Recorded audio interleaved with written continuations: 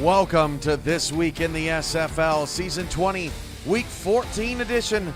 Along with Paul Sarp, I'm Cameron Irvine, and you smell that, Paul? It smells like playoff time. We have one game left in the regular season and 167 down and in the books. How you doing, Paul? I'm doing great, Cam, and what another great weekend of some SFL action. We had playoff hopefuls punching their ticket into the offseason. We've had playoff hopefuls finding out they're missing the playoffs and headed to the offseason. It was a great weekend, and I'm excited to be here to wrap it all up with you for one of the last times here in the regular season in Season 20. Yep, this is the last episode of This Week in the SFL this season. We had a great run, Paul. It's a really exciting show. And we'll see everybody in the playoffs. Maybe we'll do some bonus videos breaking things down. You never know what's going to happen here at SFL HQ. But for now, let's get to the headlines from the last week of the SFL's 20th anniversary regular season. We start with the Baltimore Vultures. Bumps in the road. They're 1-2 in their last three games. We've been here before, or is dominance gone for the three-time defending champs? I wouldn't count your chickens too quickly.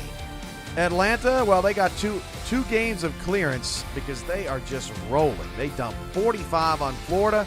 They pull away from the rest of the league, and they are no doubt your number one seed in this season's playoffs. Close but not enough. San Diego and Louisiana manage winning records, but they join the 7-5 club of non-qualifiers for the playoffs. Always difficult to see something like that, Paul, but that is the way the cookie crumbles sometimes. Most definitely, and my hearts go out to San Diego and Louisiana because they both had great seasons. Just the strength of victory just wasn't enough for them, and just very slightly missed the playoffs. But I'm sure headed in the future, we will see them here soon again in the playoffs. Skippy Curtis and the Carolina Skyhawks are also still celebrating. $4.99 Super Chat. Carolina, baby. We in the playoffs, and we'll get to the Carolina Skyhawks and all that they accomplished a little bit later in the show. But we start over there in Maryland, where the DC Dragons, just before the end of the half, were doing big things, going up 21-6. Shabazz Synergy to Josh Gill in the back of the end zone. DC has really struggled against Baltimore the last 2 years, but they are finding their footing here in this one until Ivory Irvin on the kick return from the 1-yard line. And Irvin is, that's just what they do, man. They need a big play. Ivory Irvin's there. And what a time for Ivory Irvin to come alive. You find yourselves down 21-6 at home. Great time to come alive for Irvin there. Warren Murray just at the start of the third quarter, breaking through a tackle, and he scores 21-19. They get the 2-point conversion too, tied at 21, and all the momentum on the side of the Vultures at Sports Gamers Online Stadium. Now, down 28-21. Whoa! That looked like a catch, but it wasn't. Picked off by Peanut Say. An alert, wild play that puts DC back up by 14 with 6 minutes to go. An incredible interception there. It most definitely looked like a one-handed catch there, but a great job from Peanut Say to snatch the ball out of the hands of the receiver and take it back to the house for 6 points. Down 38-28 with 1:15 to go. Baltimore is never out of a game. Mac Chima scores, makes it 38-35, and you're thinking, oh man, where have I seen this movie before? A Baltimore Mexico City semifinal, perhaps. Onside kick is it's still loose. It's on the ground. It's still on the ground. Baltimore recovers. 1:07 to go. You can't be serious. They get a field goal out of it. 38-38 at the gun. DC tries to win it off the crossbar, and we're going to overtime. DC wins the toss. 35 seconds in, it's Shabazz Synergy to Mike Churchill, boom! And DC walks it off against Baltimore, 44-38. Incredible. An incredible performance from the DC Dragons. When you go into the Sports Gamers Online Arena against the Vultures, you got to put it all out on the line to come out of that arena with a win. And for DC, they were able to hold strong in overtime and leave the arena with a win. 68-8 is Baltimore at Sports Gamers Online Stadium all time. They've lost to 8 different teams once, never lost to anyone twice. It's important to note since we know we're getting more Baltimore home games in the playoffs. Another team poised for an upset despite not being in the playoffs. How about the Portland Fleet? Down 6-3 in the third. Bernard Smith takes it away from the Legion offense and gets Portland into a new mindset. 3rd and short from the 10. We're tired of field goals. Let's go for touchdowns. Ezekiel Love wrapped up at the 3, but more importantly, Portland gets the first down. 2 plays later, 3rd and goal from the 3. We're tired of field goals. We need touchdowns, so give it back to Love, and he scores just at the gun of the goal line. 10-6. Portland takes the lead. Vancouver late in this game, down 10-9, 6:15 to go. Christian Brown is picked off by Dale McClain. It was just the same story. It seemed like every possession for Vancouver in this one, they couldn't figure Portland out. Yeah, and in a low-scoring game, you got to take all the points you can and keep the ball in your hands. And as we see here again, another interception late in the fourth quarter. Won't be able to get it done for you, throwing interceptions in the fourth. It was so nice. McClain did it twice, and Portland beats Vancouver 13-9. So, Paul, DC, Portland, both a lot of positive momentum heading into the new game, season 21. They're not going to be in these playoffs. It's the last we'll see of them until July, but who are you most excited for of those two with what they're going to do with a new game and a new mindset, new attitude? Oh, so if I had to pick one, I would have to say I'm a little more excited to see DC next season. Nothing against Portland and my guy Cyrus Jive over there, but I'm just mainly excited to see DC's uniforms. I've seen the sneak peeks and they're going to be looking good. But no, in all seriousness, DC has had a top 10 offense and defense 3 of the last 5 seasons. They've been consistent. Heading into this new era of SFL, I believe they can continue the success that they've had. I'm also excited to see Shabazz Synergy in the new era, seeing if he can continue to play at the level he's played at, one of the most efficient quarterbacks in the league in season 20. You know, Portland, they tried something different, and we've seen in the past few years of the SFL, if you try something different, it doesn't really work out for you. Portland's got this ground and pound. They've got these brilliant offensive linemen. They've got Ezekiel Love. I mean, they got a ball carrier, and I want to see how that translates into season 21 on the field, or if they're going to be rewarded for being different, and if other teams are going to be rewarded for being different and forging some different identities out there. It's going to be really interesting to see what they can do transferring this style. So that's going to be a lot of fun. Back to the highlights. Let's go to London, where the Canton Classics taking on the London Knights. Hey, look, it's a first quarter touchdown for Canton. They're first in 6 weeks. Canton takes the lead 7-0. However, into the third quarter, they'd only put up 6.6 since, and Fox Highwind is getting 6 into the end zone for the score. He was monstrous on this day for the all of a sudden red-hot London Knights. Cam Frosby with the safety late puts London up 33-13, and he's giving you the safety shark.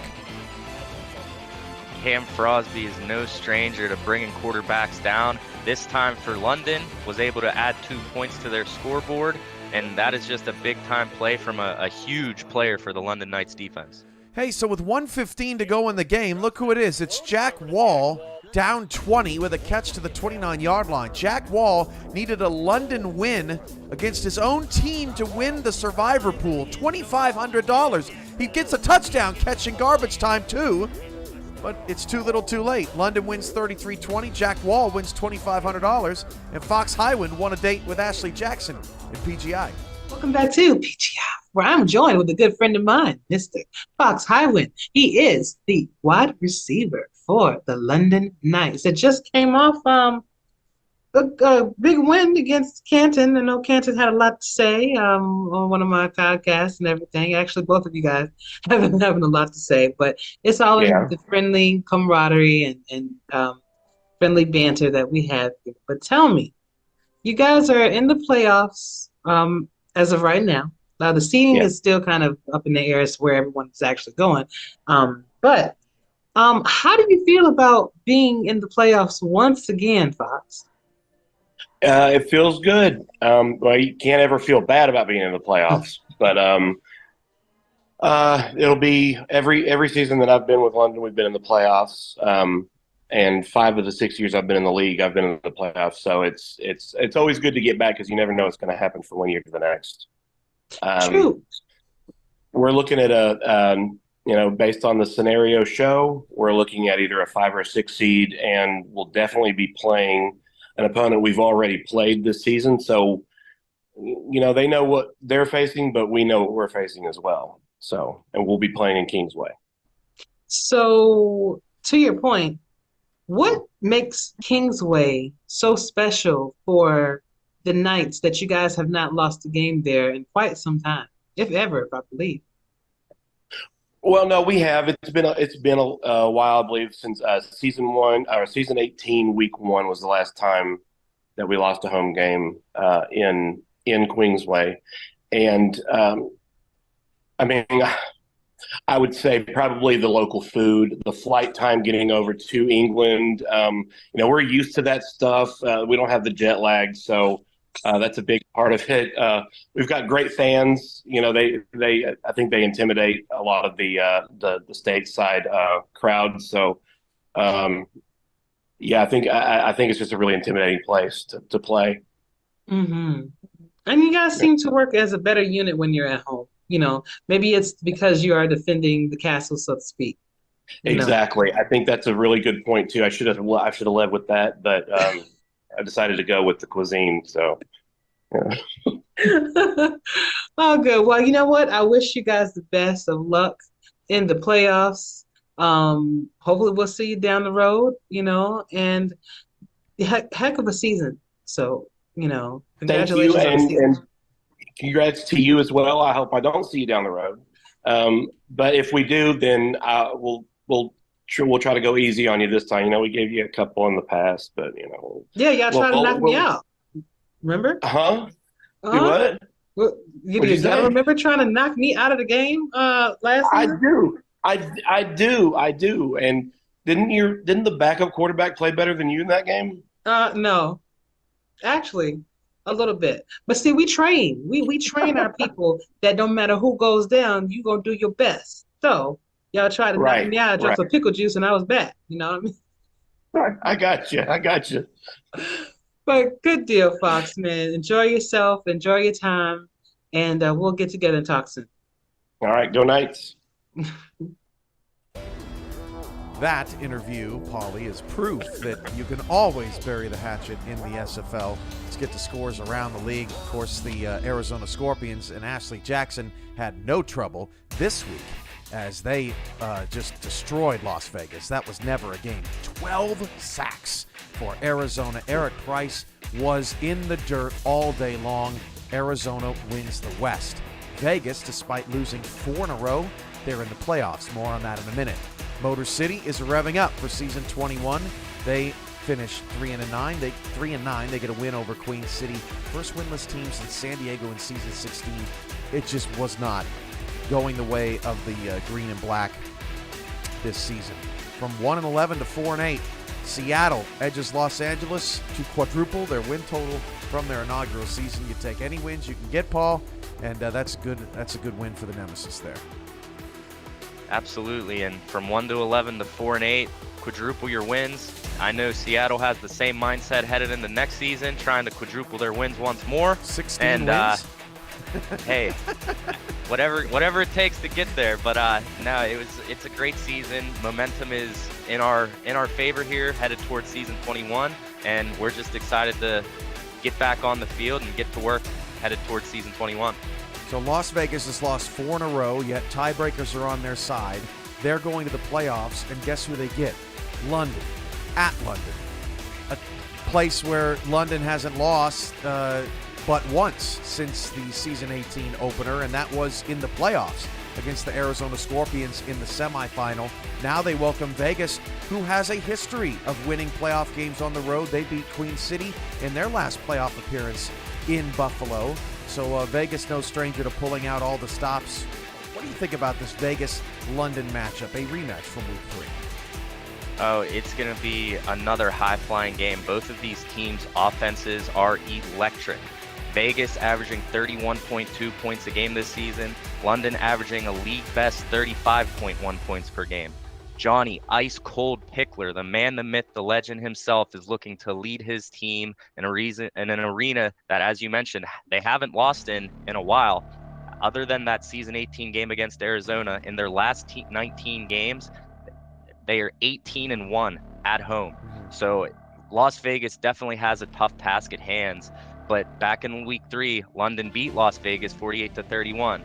My keys to winning that game is not going to be offense. It's going to be which defense can step up to the plate and hold the other team's offenses to minimal points. Harish Prasad, $5 super chat. Yes, Gunny, we made it. Hashtag the curse is over. Hashtag no one outpizzas the Hawks. That's Carolina again celebrating that they are in the playoffs for the first time since season 11. And by the way, Christian Bachagalupi with a super chat late last night. We cut off the air before we got to give him a shout out. Central Division champs for Minnesota. More on the Minnesota legend here a bit later. But for now, back to the highlights as Florida is taking on Atlanta. And early on, it looked pretty good for the Florida Storm. They took a 17-14 lead in the second quarter thanks to Bullet Boletsky's run. Then that ball fumbled by Atlanta. Can you believe that play stood after all that crazy call there? 23-14, Orlando's up, but Florida is up, but the wheels started to fall off. Boo Chisholm with the touchdown. Next possession, Ron Cochran picked off. That's Chris Henry with the pick on Veridin Zarkov. Next possession, this is like less than a minute later. Bryant Dynasty going long. Has a receiver, Siege Falco. He's in the end zone, 28-23, and just like that, Florida is down by 5. Atlanta taking a 4-point lead. Ron Cochran's pass is picked off again on the next possession. This is just a disastrous third quarter for the Atlanta Swarm. Up 35-30. BDG Hollywood take us home. He goes untouched for the score. 45-30. Atlanta takes out the Florida Storm. Denver, San Diego, as that pass is deflected thanks to a dive from the Mavericks receiver. That's Ron Hoff, who had an incredible night for Denver, taking it back. And Bailey O'Shaughnessy would finish off the drive. 17-10 Nightwings. So on one hand, you got Atlanta, clearly the number 1 seed in the SFL, getting it done at home in the second half. Maybe San Diego could do the same. 20-17 in the third, but they just couldn't stop Bailey. Bailey with the vision. Bailey down the sideline. Denver scores 24-20 in the third. Nightwings are up. Time running out on Scar Patterson, and his fourth down pass is errant and way off base. Denver tops the Mavericks 24-23. Jacksonville at Louisiana. Lyric Da Vinci, he has stolen the show, Paul, in Louisiana. Liam Hammer, this guy has been sensational the last month. Yeah, he's definitely been putting on incredible performances week in and week out here to end this season 20. Down 17-3, OJ Bruin picked off by Mike Ryan. Now free agent Mike Ryan, declared earlier this week. Gets the interception, gets Louisiana back in territory. This was a Revolution triumph from the jump. They had it all going on. Still in the second quarter, Tommy Utah fires it outside. That's John Michael Sudeth breaking a couple tackles, getting it down to the 3. And if Sudeth can't do it, maybe their other tight end can. Levy Lease, touchdown, 24-3. Revolution on top of the woeful Kings. Boy, are they ready for season 21. 3rd and 8, 3 minutes later, still in the first half. OJ Bruin is smothered by Brian Craven. And Jacksonville just didn't have much fight in him after that. Louisiana cruises, but San Diego and Louisiana end up falling out of the playoff picture and out of the top 12. We'll see him in season 21. Tyler Falk, a.k.a. Mike Ryan, that free agent that we talked about, sat down with Ashley Jackson after the game. All right, we're back with PGI, and I have a good friend with me, Mr. Tyler Falk, a.k.a. Matt Ryan. He is the strong safety for the Louisiana Revolution that just came off a big win against the Jacksonville Kings. Now, they did look like they made a valiant effort towards the end there to kind of pull away, but you guys, put your foot on the gas and you never let up. So what were your thoughts on this game? First half looked really. Words are hard, supposedly. And I'm supposed to be the broadcaster of the year, I guess. But anywho, it started off really well. First half was really going to plan. Mike Ryan even got a pick in the green and blue. A nice little safety team up with him and Tank over the end.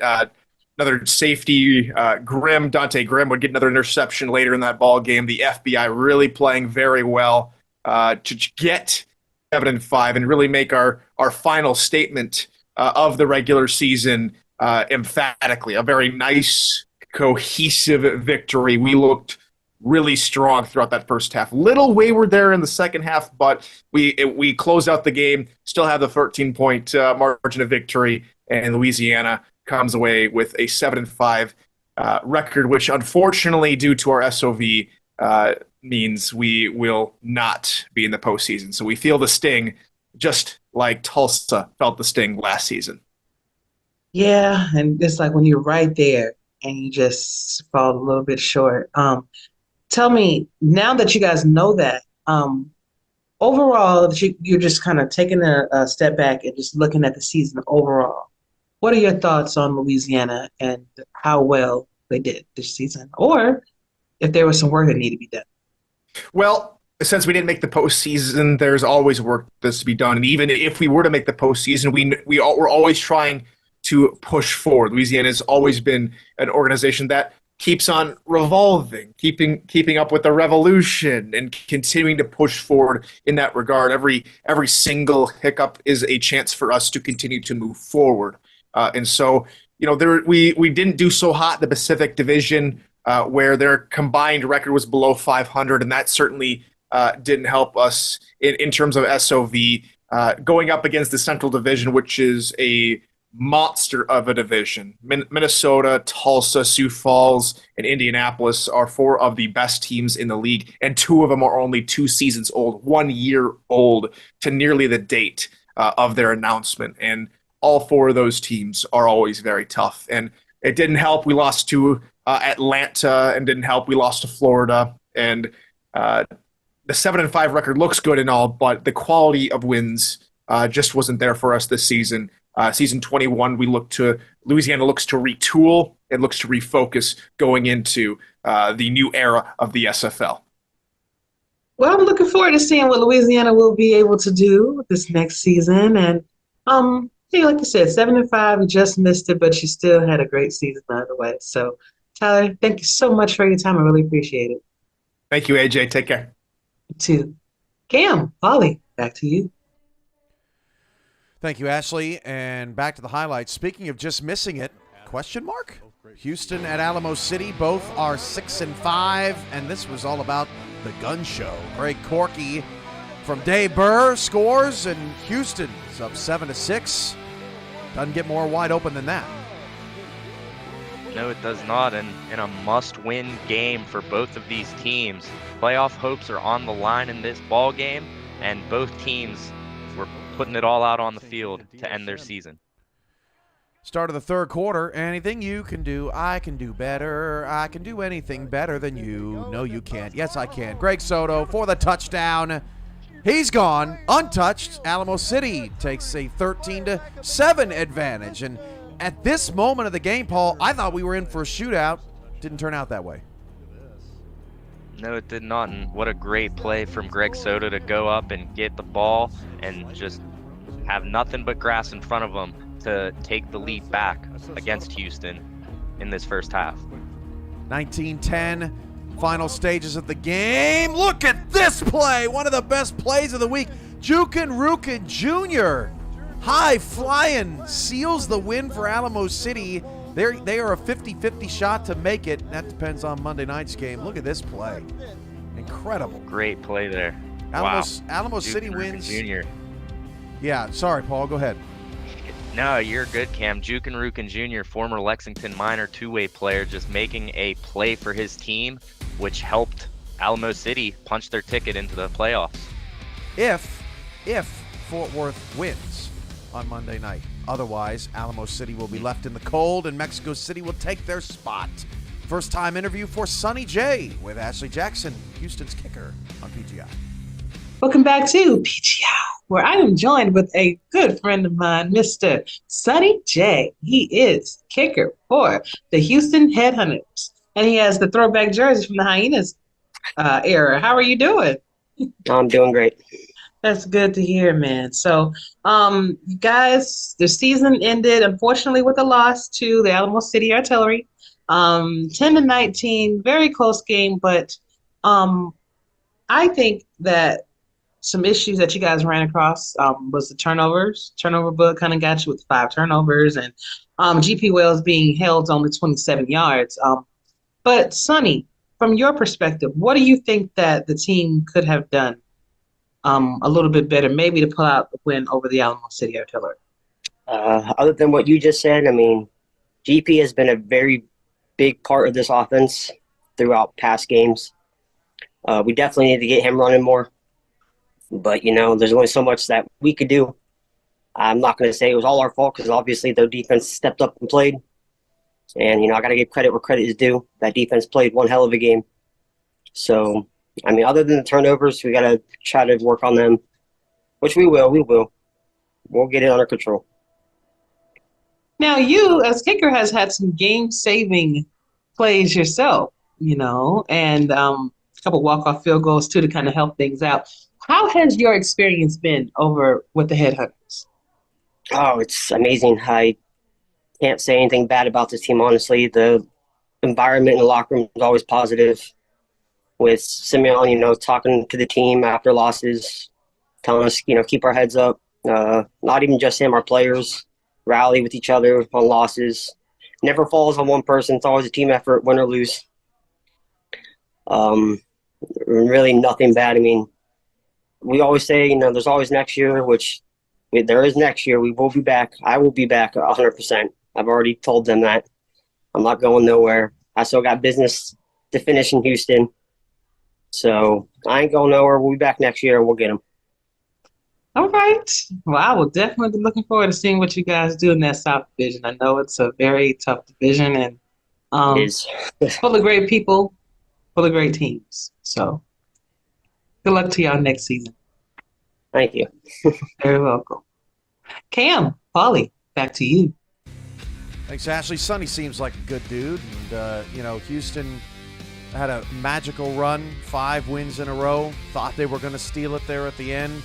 That's the kind of team, Paul, that you'd rather see a team on a 6-game win streak rather than a Vegas team on a 4-game losing streak into the playoffs. But it's all about your resume over 12 games, and Houston just didn't have enough this season.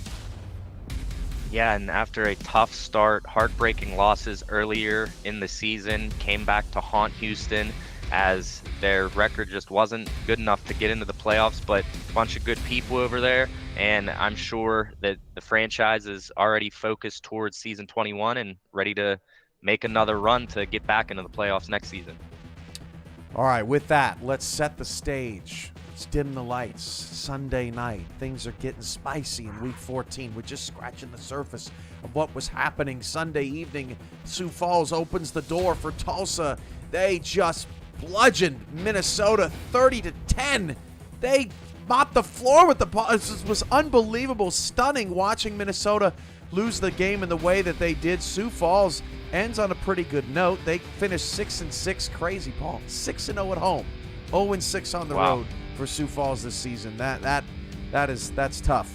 And they missed the playoffs. Carolina did their part to make the playoffs. They romped over Charleston. They needed Indianapolis to beat Tulsa in the nightcap. Tulsa needed a win, and if they got it, they would win the Central. Indy had to win to make the playoffs. If they won, Carolina was in, and San Diego was out. If Tulsa won, San Diego clinched the playoffs. But it was crazy, Paul. It was crazy. What was going to happen? Madness. That's what happened.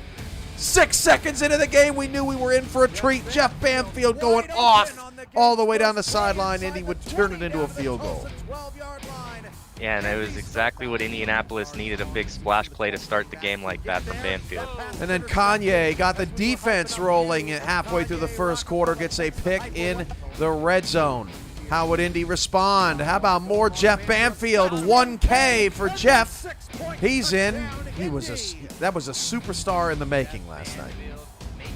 Absolutely, and to see the Indianapolis receivers go back and forth with receptions was just a sight to see last night. David Ware, maybe the play of the season, the linebacker diving underneath the defenders, gets back up and scores. David Ware, a pick 6 on his first interception of his career. That was incredible. And David Ware just making a phenomenal play. The big man going up for the ball, coming down with it, and running all the way back for 6 points for Tulsa. Look at that. It again. Going up and getting it untouched, getting back up and just running, Cam. Wow, what a great play from a big-time player in David Ware.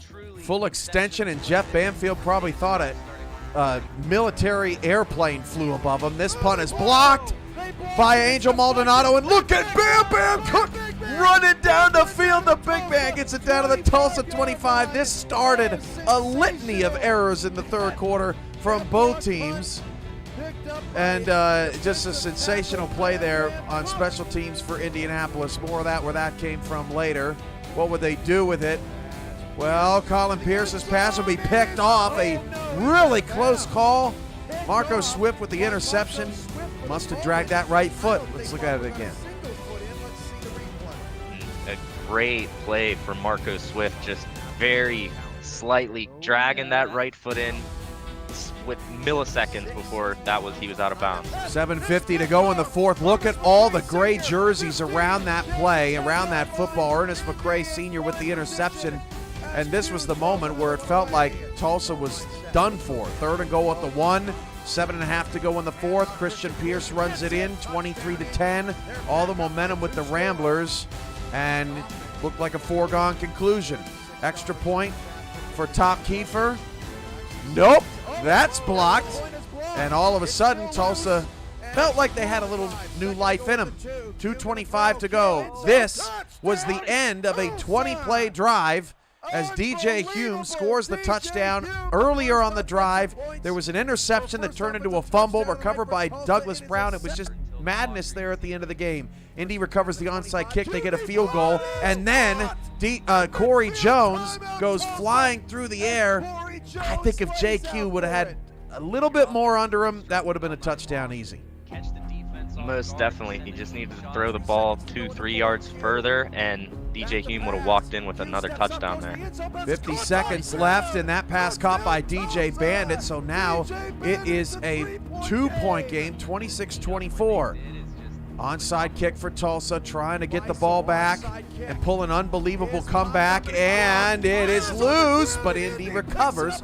All Indy needed was a first down. They didn't get it. Instead, they played the clock, needing to run it out with Gabriel Manning on the other side. It was the most dramatic punt in SFL history, Paul, with playoff hopes lingering. Hanging on this punt return, and Manning is stopped. What a game. What will you most remember about this instant classic? Oh, wow, Cam. An incredible game to be a part of and call, but we saw it all in the highlights, and we saw it all last night, from high-flying offense to 2 fumbles to 8 interceptions to an interception leading to a fumble, an extra point block, a punt block. We couldn't have asked for a better game last night. In game number 167 of season 20 and the second to last regular season game of the APF era, Tulsa and Indianapolis did not disappoint. I have some close friends on both teams and wishing them the utmost luck and success on their quest to the championship this season. It was wild. Let's focus on a couple teams that started off the night. First, Minnesota. They won the Central, I guess. It got tight there late, but Tulsa couldn't take advantage. Minnesota couldn't take advantage of the moment, so now they're going to be playing in the wild card. Perhaps they still have a slim chance at getting a first-round bye. Actually, more than slim, 50% chance for Minnesota. So despite a couple of bad games late, Minnesota still could have a first-round bye. What do you make of the legend? I don't really know what to think of this team right now. I remember back in week 4, Cam, you were asking me if Minnesota is the second best team in the league in their second season in the SFL. They're a phenomenal team, and they have truly lived up to the hype that they've created. Just the consistency factor. When they're playing great, they're unstoppable. But as we saw this weekend, last night, that against Sioux Falls, they just weren't necessarily all on the same page, and just unfortunately fell 30-10 against Sioux Falls last night. Now, how about Carolina? Boy, they sure did not fall into the trap of Charleston in a rivalry game on Sunday, and they got it done. Then Indy gets the win. Carolina is 0-4 all-time in the playoffs. They have never won a playoff game. They haven't been since season 11. Maybe this is their time. They are a Matt South health game away from beating Arizona and Baltimore in the same season and going 8-4. How deep can they go, Paul?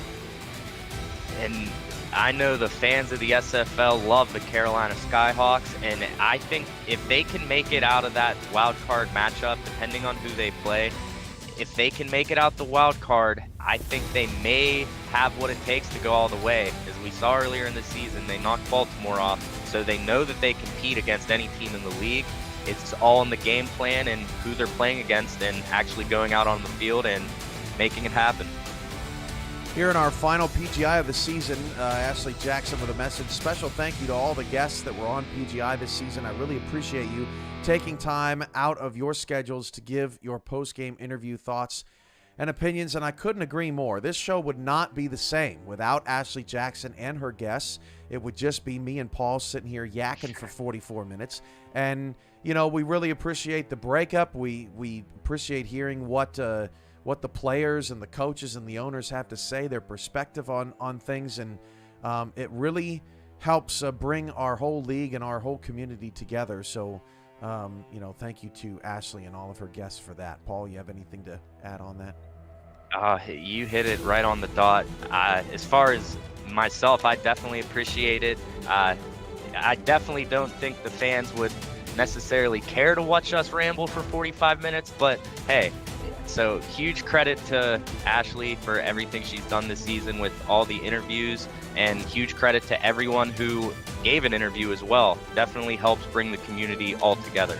That week that Ashley had off, worst rated show of the season, easily. $4.99 super chat from Skippy. Here's to Ashley Jackson. I couldn't agree more. Okay, so here's what's coming up. For our Next Level Sports audience, Tyler Falk and Chris Curtis will break down the playoff preview, the wild card weekend, the 12 teams that are in the playoffs, teams that didn't make it, all the matchups, all the great stuff. For our YouTube audience, you'll come back for a preview of Fort Worth, Mexico City, and we'll look at all the possibilities that are going to happen here in tonight's ball game. For Paul Sarp, I'm Cameron Irvine. This has been This Week in the SFL. We'll be right back. See you in the playoffs.